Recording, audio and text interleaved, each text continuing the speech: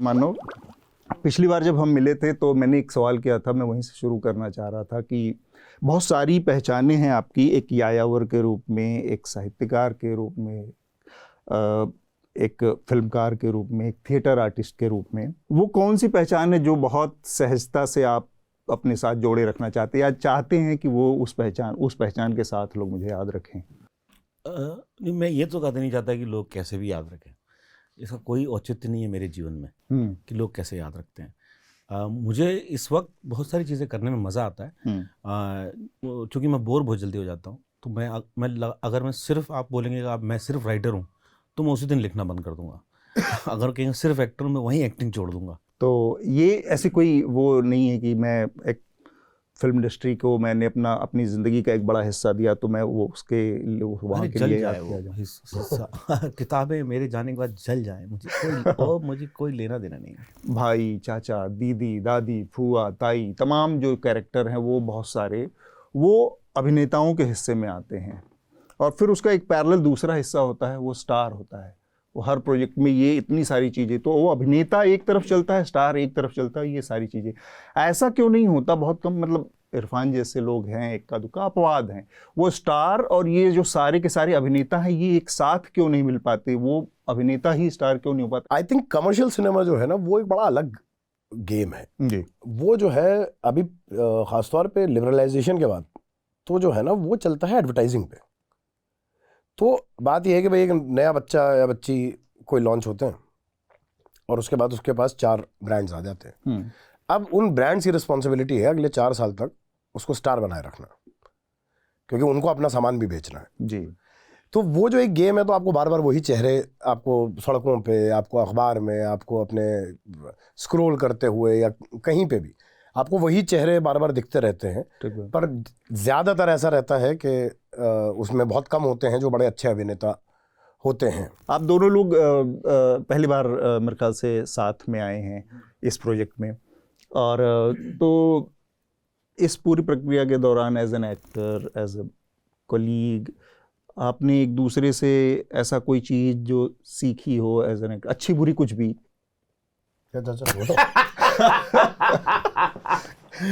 बोलो बोलो। ये मत कहिए नहीं यार मैं तो सीखने के लायक कुछ था ही नहीं, मैं तो नहीं, हमारी ऐसी दोस्ती भी नहीं है कि हम ऐसा बोलें। कुछ एक्टर्स होते हैं जिनके साथ जब आप काम करते हैं तो एक तरीके का सीन में एंटर करने का होता है ना कि ये संभाल लेगा, I can do things. Basically ये कि एक टाइम एक कंफर्ट जोन में चले गए आप, एक कंफर्ट जोन के बजाय ये बड़ा इंटरेस्टिंग होता है कि अब आप कुछ नया करेंगे तो वहां से भी उसका जवाब बड़ा इंटरेस्टिंग होगा। हम लोग वो जो इम्प्रोवाइज वो कह रहे हैं ना, इम्प्रोवाइज जरूरी नहीं होता लाइन का इम्प्रोवाइजेशन, वो आप क्या प्रोपोजिशन दे रहे हैं इस लाइन को बोलने का, उसमें एकदम से होता था कि हाँ मानव इधर से आ रहा है, अरे हाँ मैं अगर उस पर कुछ रिएक्ट करूंगा तो मानव उसको पकड़ के कहीं आगे ही लेके जाएगा। ऐसा नहीं होगा कि अरे यार मैंने कुछ ट्राई किया था और मानव ने इग्नोर कर दिया और अपने घर से एक्टिंग लेके आया था और करके चला गया।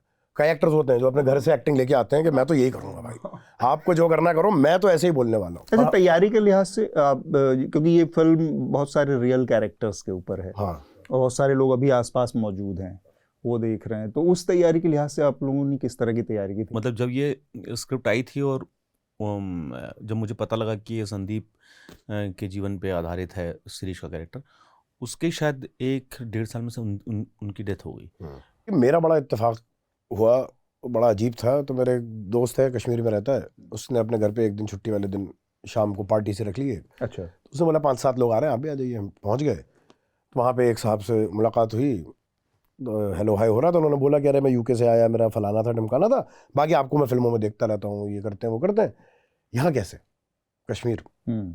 तो मैंने कहा एक हम लोग बड़ा इंटरेस्टिंग शो बना रहे हैं, एक यहाँ पे क्लब है आपके यहाँ, football club, real Kashmir football club. तो एकदम बोला शुरू हो गया वो। तो मैंने कहा मुझे आपको पता है क्या उसके बारे? उन्होंने कहा आप मेरा ही कैरेक्टर कर रहे हैं। मैंने कहा अरे हद हो गए। तो हम ऐसे हमारी मुलाकात हुई है जिसमें कोई कैरेक्टर स्टडी जैसा तो कुछ नहीं था।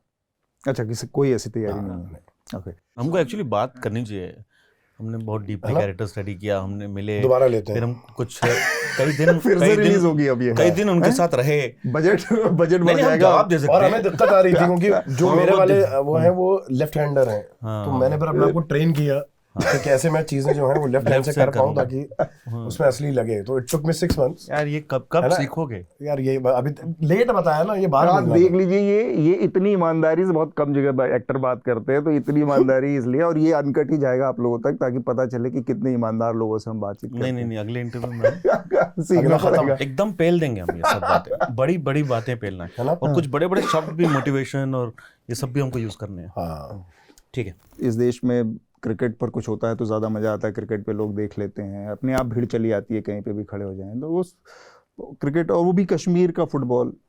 कश्मीर का फुटबॉल में कितने ही लोगों को इस देश में इंटरेस्ट आएगा। यही रीज़न है कि कैसे आप ये सोचिए कि दो लोग मिले होंगे और उन्होंने कहा कि फुटबॉल क्लब बनाएंगे कश्मीर में, जबकि यही सारी बात हुई कि क्रिकेट है, फुटबॉल को कौन देखता है, कौन पैसे लगाएगा। अब सोचिए इतनी ये बहुत क्लीशे है ना कि भाई एकदम से कि क्रिकेट चल रहा है ना।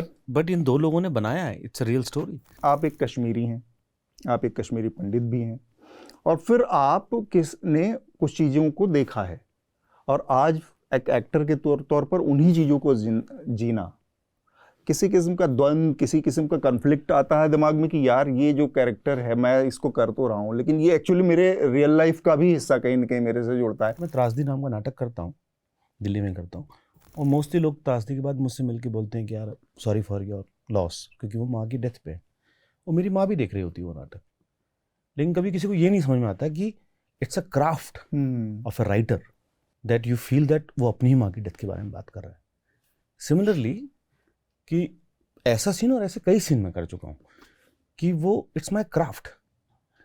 और मैं बहुत छोटा था, मेरे लिए कश्मीर से निकलना और होशंगाबाद जाना was entertainment, it's a great event, क्योंकि होशंगाबाद मैं दूसरी दुनिया में जा रहे हैं, स्मॉल टाउन है, बच्चे को कितना मजा आएगा कि हम यहाँ रहेंगे, कितना मतलब मेरे को बहुत लेट बात ये समझ में आई कि अच्छा ऐसा कुछ हुआ था। और वो हिस्ट्री मेरे फादर की हिस्ट्री है, विच जो मैंने रूम में बहुत अच्छे से लिखी भी है कि I want to understand my father's journey, so I wrote a book about Kashmir, but it was not only about my father, it's about entire Kashmir. ये 50 किस्म के OTT प्लेटफॉर्म हैं, उसमें बहुत तरह के कंटेंट आ रहे हैं, तो कभी इस तरह की इनसिक्योरिटी भी है कि हर आदमी हर प्लेटफॉर्म तो सब्सक्राइब नहीं कर सकता, तो उसमें बहुत सारे कंटेंट ऐसा है जो बहुत अच्छा कंटेंट भी है, बहुत क्लास का जो कंटेंट पहुंचना चाहिए लोगों को, कई बार ऐसा लगता है कि वो भीड़ में ख़त्म हो जाता है, खो जाता है, नहीं पहुंच पाता लोगों तक, या उनको वाजिब दर्शक नहीं मिलते। OTT फिक्स बनी है, सब्सक्राइबरशिप पे डिपेंड है। वो हो गया। वो 3 साल जो चले थे ना, 19, 20, 21 कोविड के टाइम, हाँ, उसमें बहुत सब्सक्राइबर्स आए। अब ना उसी में चलता जाता है, इसलिए वो देखिए अब आपको ले दे के इवेंचुअली सबको एड वाले उस पर जाना पड़ रहा है कि एड्स आते हैं अब आपके शो के बीच में। वो क्यों आते हैं? क्योंकि तो समझ में आ रहा है कि सिर्फ सब्सक्राइबर से तो ये होना नहीं। उसके अंदर एक और भी गेम फिर बन जाता है कि भाई आपने सीरीज 100 करोड़ में बनाई या आपने 5 करोड़ में बनाई, ऑडियंस सेम है उस प्लेटफॉर्म पे, सब्सक्राइबर बेस सेम है, तो यानी कि आपका पैसे का उससे फर्क नहीं पड़ रहा कुछ। उसीलिए ना वो बहुत अंदर से ना बहुत कंफ्यूजिंग है, और उस टारगेट से बनाना मुझे थोड़ा अजीब लगता है वैसा।